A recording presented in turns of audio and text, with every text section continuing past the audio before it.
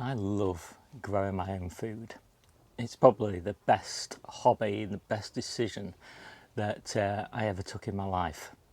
Deciding 5 years ago when I retired that one of my main hobbies would be growing food for Debbie, myself and our local family and some friends. It's really been transformative. It's been incredibly relaxing. It's been incredibly beneficial psychologically and physically. It's improved our health. It's been absolutely fantastic. But it's also one of the most challenging hobbies that you can choose to take on, especially if, like us, you decide to become self-sufficient in veg and seasonal fruit. But it's really, the benefits really outweigh the challenges. And I thought in this video I would just talk a little bit about those benefits and about those challenges and some of the ways that we mitigate some of those challenges as well. So for me, I spend about 14 hours a week growing about 250 different varieties which provide us with an incredibly varied and nutritious diet, pretty much all the way through the year in terms of vegetables, and in fruit, for most of the year, or a good proportion of it as well. But it's a beautiful way to spend your time, and I really look at it in contrast to the way that I lived before I took up gardening. So I in my twilight years at work, I was primarily engaged in strategy work. I was doing business strategy, IT strategy and organisational strategy for a very large company. And it was very frustrating. Activities that I'd be undertaking really often wouldn't see the light of day for at best 6 months, and often maybe 2 or 3 years, and they never actually were realised in the form that I'd hoped that they would be. And so I was always in the business of compromising the vision in order to do something practical that would actually work within the constraints of time and budget and all of that. So when I took up gardening, it was quite a shock, because all those long-term time horizons all disappeared, and I was doing things where I could see real measurable progress, well, from day to day, but certainly from month to month. And even though some of the decisions that you took and some of the actions that you took you wouldn't see for quite a few months, you could see progress. You could always see progress. You could see problems as they were occurring. You could do something about those problems. You could put in place strategies to be resilient to the uncertainties that you had in the gardening environment. You never know what's going to happen with the weather and with insects and disease and all of that sort of thing. But there are tried and true processes and approaches that you can put in place to minimise the risk of those things. So different to the world of work, so much more kind of grounding, and I loved it. I absolutely loved it. And gradually, as we've progressed over the last 5 years, we've reduced the amount of time that we spend on routine gardening tasks to free up more time for the things that we really enjoy. And for me, that's growing a wider variety of things for more of the year, for more of our family.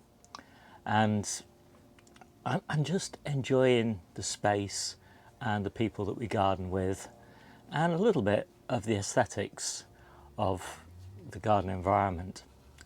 And we love the aesthetics of growing vegetables, fruit and vegetables, so much that we've extended the allotment gardens, and we've brought a lot of it home into the back garden, just because we love being surrounded by growing things, growing edibles.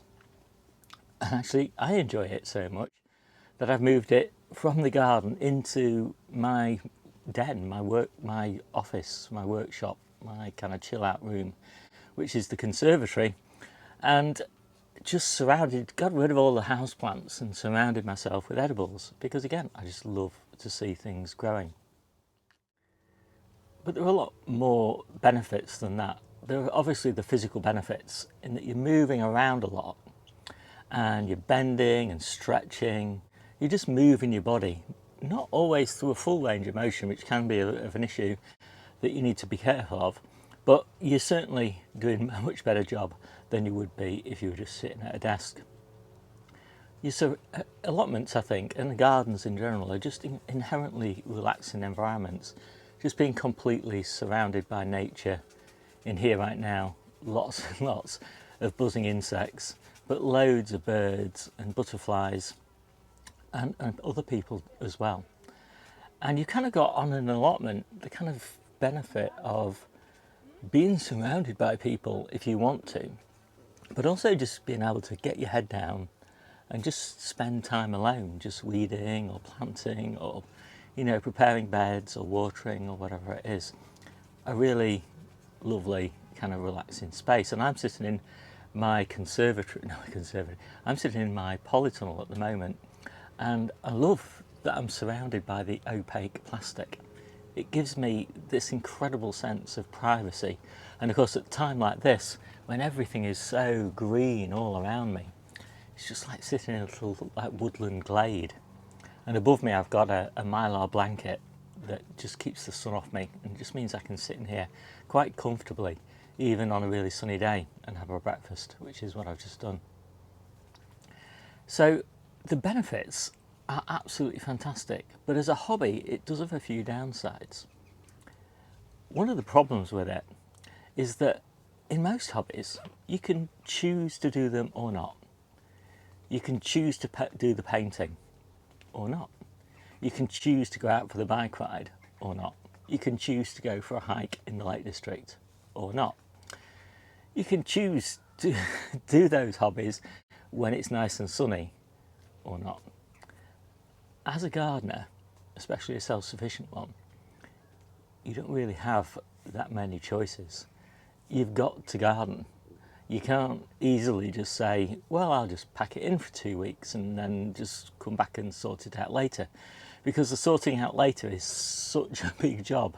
Again, especially on allotments with this incredible weed and pest pressure that we have here. You really do need to keep on top of it. And if you don't keep on top of it, and it stops being a beautiful place to be and becomes an incredibly weedy, overgrown burden to manage, then a lot of those benefits, especially the psychological benefits, can kind of disappear, and it can just become a bit of a chore. And so the way that we've tried to manage things is we've tried to keep our routine work down to about 14 hours a week. That means, there's always 2 days a week when the weather's good enough and we've got enough time from our other hobbies and activities.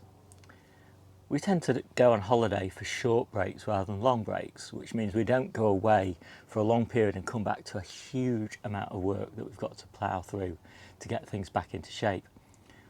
I much prefer myself to only be away 3 or 4 days, and that is so much more manageable.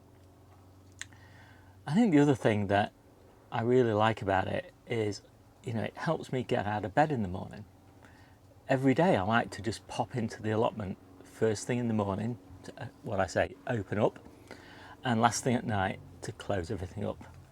Now, sometimes I don't have to actually do any physical opening or closing because the weather conditions, especially in summer and a lot of winter, just allow the polytunnel, for example, to have its doors open all the time, or the low tunnels or the coal frames to have their lids in the same position, for days on end.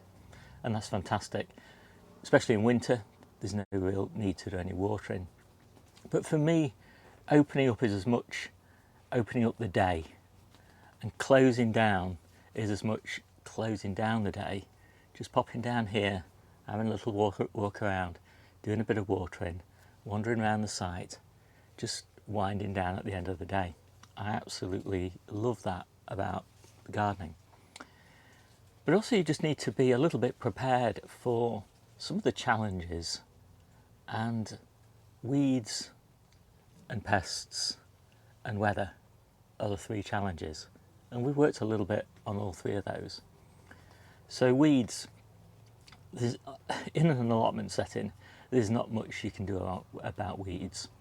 Some famous gardeners talk about their weed-free plots, and a lot of commercial growers talk about weed-free plots, but they're often in a farm setting. They're surrounded by fields that are weed-free. In an allotment setting, we're surrounded by plots that are full of weeds. And so it's a massive challenge for us. We tend to spend a bit of money to address that, and what we do is we buy in a compost mulch. I like particularly spent mushroom compost to use as a mulch because we're on sandy soil, which is naturally a little bit acidic, and mushroom compost is naturally a little bit alkaline, so it offsets them both. So the result is something approaching neutrality or a little bit alkaline, which is ideal for most veggies.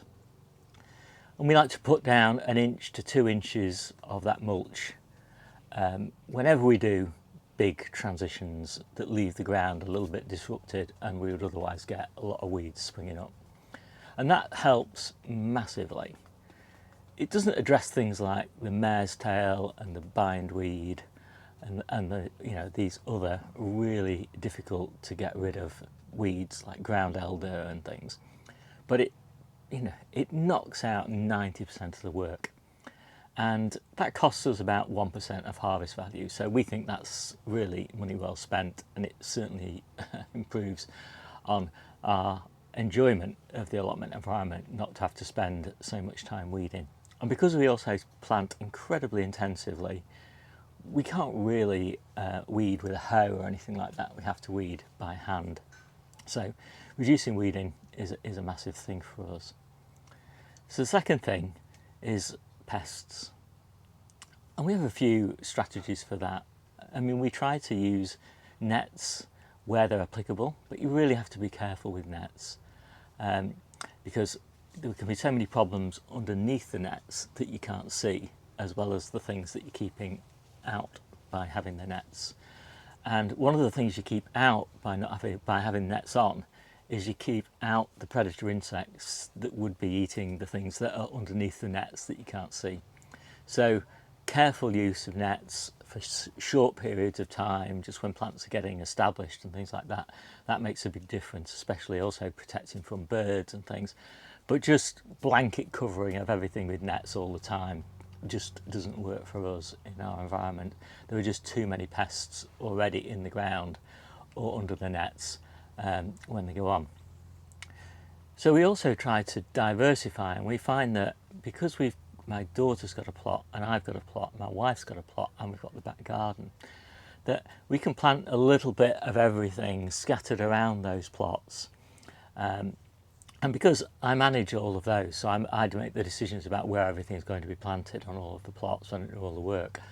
It means that I can plan to have beetroot on Jennie's plot and beetroot on my plot and beetroot on Debbie's plot and beetroot in the back garden, for example, because we just can't risk the beetroot crop to, a pest like leaf beet miner or something like that. So diversification, I think, is really good, and also multiple varieties. We, for example, really like to have a mix of red leafy greens and green leafy greens. And at different times of year, different pests like green and red, but if you have a mix of the two, you tend to never have a whole crop kind of wiped out. Lots of different varieties as well, because sometimes, for example, some lettuces are really susceptible to root aphids and others aren't. So again, a mix of varieties makes a big difference. And of course, it makes for a much more interesting diet. And then thirdly, the weather. And the weather is, in this country, is just so incredibly variable. But what we like to do there, again, is we often use fleece. That's a fantastic, cheap way to protect things from excessive wind, protect them from excessive sun, fleece nets, shade nets from excessive sun, and from cold. And so fleece is a fantastic tool. But we also like to use low tunnels and cold frames and the polytunnel that I'm sitting in, and the little greenhouse. And by a combination of all of those techniques, we tend to be able to mitigate most of the worst of the weather. And that's really nice, because the last thing you want, and again, if you're growing your own food and it's primarily a hobby for you, the last thing you want is to be worrying all the time about losing your crops to the weather, or to disease, or to pests. And disease, I think, is perhaps something I didn't mention, but again, there's a few things you can do about that. Again, multiple varieties, multiple locations, and in particular, really strong, healthy plants grown in really nutritious organic soil that's full of all the nutrients that your plant could need. And timing, planting things at the right time and making sure they get really well established before they have to cope with life's challenges. So anyway, just kind of chilled out at the moment in the polytunnel, so I thought I'd just have this little chat. And my name's Steve, this is the Seaside Allotment channel, and I'll see you soon.